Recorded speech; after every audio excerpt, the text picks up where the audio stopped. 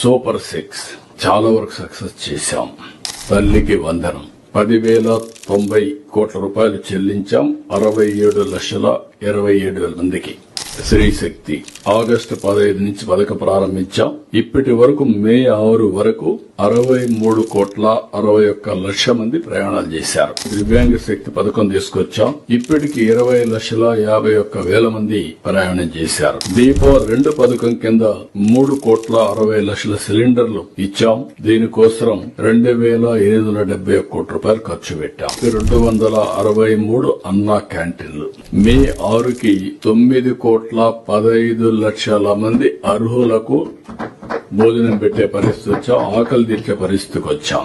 అన్నదాత సుఖీభవ 46 లక్షల మంది రైతులకు 3 విడతలు కలిసి 8,985 కోట్లు రైతు ఖాతాలో వేసి చేశాం. ఎన్టీఆర్ భరోసా ఇప్పటి వరకు 63,000 కోట్ల రూపాయలు పైగా పెన్షన్ల కోసం వ్యయం చేశాం.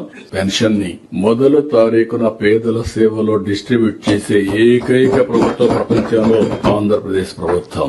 మత్స్యకార భరోసా ఏడాదికి 20,000 చొప్పున 1,25,000 మందికి 250 కోట్లు ఇస్తున్నాం. ఆటో డ్రైవర్ల సేవలో ఏడాదికి 15,000 436 కోట్లు జమ చేస్తున్నాం. 2,90,000 మందికి లబ్ధి వచ్చింది. B4 అన్ని మానిటర్ చేస్తున్నాం. 5,50,000 మంది పేదల ఇండ్లు పూర్తి చేసి వాళ్ళకి అందజేశాం. ఇంకొక 5 లక్షలు పూర్తి చేయడానికి సంకల్పం చేస్తున్నాం.